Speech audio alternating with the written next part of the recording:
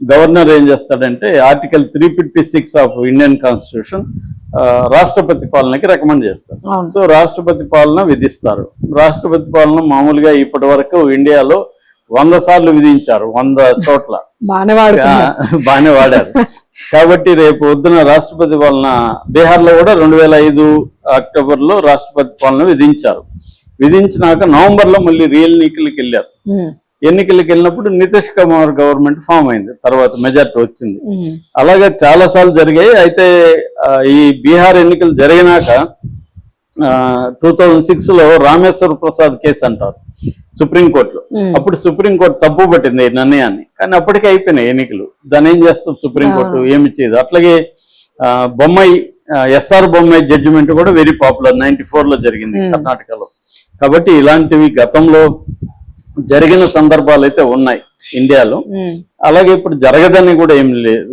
అంటే Vijay government form చేయలేక ఇటు ఏఐడిఎంకే డిఎంకే కలిసి గవర్నమెంట్ ఫామ్ చేయలేని పరిస్థితుల్లో అప్పుడు గవర్నర్ ఏం చేస్తాడు, అంటే మళ్ళీ రీఎలక్షన్లకి డిసైడ్ అవుతాడు. డిసైడ్ అయిపోయి ముందుగా రికమెండ్ చేస్తాడు ఏది రాష్ట్రపతి పాలన పెడతారు. పెట్టినాక విత్ ఇన్ 6 months మళ్ళీ రీఎలక్షన్ ఈసీకి రికమెండ్ చేస్తారు. ఈసీ మళ్ళీ ఫ్రెష్ గా ఎన్నికలకి రీఎలక్షన్ అనకూడదు, వాటిని ఫ్రెష్ ఎలక్షన్లు మళ్ళీ వెళ్తారు. సో మళ్ళీ ఎలక్షన్లు జరుగుతాయి, మళ్ళీ అప్పుడు మెజారిటీ అనేది సార్. ఒకవేళ ఇన్ కేస్ అప్పుడు కూడా మళ్ళీ సేమ్ ఇట్లాగే 1-2 తేడా వచ్చేస్తే అప్పుడు కంపల్సరీగా ఎవరో ఒకరితో పొత్తు అంటే జరుగుంటే సింపుల్ అయిపోయింది జరుగుతుంది. కానీ మరి ఎన్ని రోజులు టైం ఇవ్వబోతారు, డెడ్ లైన్ ఎలా పెట్టబోతారు? ఎందుకంటే ఆల్రెడీ వాళ్ళ 6th అయిపోయింది, నిన్నటికి అయిపోయింది అసెంబ్లీ, రాజీనామా కూడా చేసేస్తారు. ఎక్కువ కాలం ఇలా ఉండడానికి లేదు. సో తేలాలి. సో ఈ రోజు రేపు లోపల తేలకపోతే మాత్రం గవర్నర్ గాని నిర్ణయం తీసేసుకున్నాడు అనుకో, అప్పుడు ఇంక వీళ్ళు సుప్రీంకోర్టుకి వెళ్ళాలి. గవర్నర్ నిర్ణయం తప్పు పడితే ఈ లోపల ప్రెసిడెంట్ రూల్ వచ్చేస్తాయి. సో సుప్రీంకోర్టు మళ్ళీ ఏం చేస్తుందో చూడాలి అది. సో ఇవన్నీ ఉంటాయన్నమాట. గందరగోళ పరిస్థితి అయితే నెలకొనే అవకాశం అయితే ఉంది.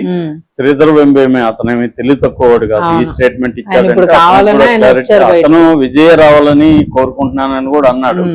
కానీ చెప్పలేం కదా, రేపు పొద్దున ఎటున్నా జరగచ్చు. విజయ్ అంటే ఇప్పుడు తక్కువ అంచనా వేసి విజయ్ రాళ్ళని గట్టిగా అనుకున్నారు. సో మనకి ప్రీ పోల్ సర్వేలు కానీ ఎగ్జిట్ పోల్ సర్వేలు కూడా ఎవరు కూడా విజయ్కి ఒకే ఒక యాక్సిస్ మా ఇండియా తప్ప ఎవరు కూడా విజయ్కి 100 సీట్లు వస్తాయని 40 హైయెస్ట్. ఎక్కువ ఎగ్జిట్ పోల్స్ అంతా కూడా 28 దగ్గర ఆగాయి విజయ్కి. ఒకటి మాత్రం 40 వస్తుందనింది. యాక్సిస్ మాత్రమే 120 వరకు వస్తాయని చెప్పారు. అదొక్కటే అక్యురేట్ గా ఉంది. మిగతా ఏ సర్వేలు కూడా చెప్పలేదు. అందరూ ఆశ్చర్యపోతున్నారు. ఎందుకంటే విజయ్ పెద్ద డబ్బులు పంచలేదు, పెద్ద ఎత్తున సభలు పెట్టి పెద్ద కష్టపడి తిరగలేదు, సోషల్ మీడియాలో పెద్ద యాక్టివ్ కాదు, ఇంటర్వ్యూలు ఇవ్వడం టీవీలకి పెద్ద లేదు, ప్రజల్ని మెప్పించి ఓట్లు లాక్కున్నంత ఏమీ చేయలేదు, గట్టిగా తిరిగి చేయలేదు. కాబట్టి జనం ఎట్లా ఇతన్ని ఇన్ని సీట్లు ఇచ్చారు అనేది అందరికి కూడా ఆశ్చర్యంగా ఉంది. తల్లబట్టుకున్నారు పెద్ద పండితులు ఎక్స్ప్లెయిన్ చేసేదాకా. సో ఈ నేపథ్యంలో ఇప్పుడు మళ్ళీ విజయ్కి ఇన్ని సీట్లు వస్తాయా, ఇన్ని గెలుస్తారా తెలీదు. ఇప్పుడు అందరి స్ట్రాటజీలు మారిపోతాయి ఫ్రెష్ ఎలక్షన్కి వెళ్తే. సో ఫ్రెష్ ఎలక్షన్ల ఆప్షన్ ఉందా లేదా అనేది మనం చెప్పలేము. అయితే ఈ రోజు రేపు చూసి చెప్పచ్చు ఖచ్చితంగా. ఫ్రెష్ అంటే విజయ్ గాని ఫెయిల్ అయితే మాత్రం ఫ్రెష్ ఎలక్షన్లు ఖచ్చితంగా జరుగుతాయి. ఏమో సార్, అసలు ఆయనకి మరి ఎవరు సలహాదారు, ఎవరు సలహా చెప్తున్నారో, ఎవరి అండర్ లో నడుస్తున్నాడు ఆయన అంటే సలహాలు ఉన్నారు. అథవా అర్జున్ ఉన్నాడు, షెంగోటియన్ అని సీనియర్ ఇంతకుముందు ఎక్స్ మినిస్టర్ ఏఐడిఎంకే ఆయన ఉన్నారు.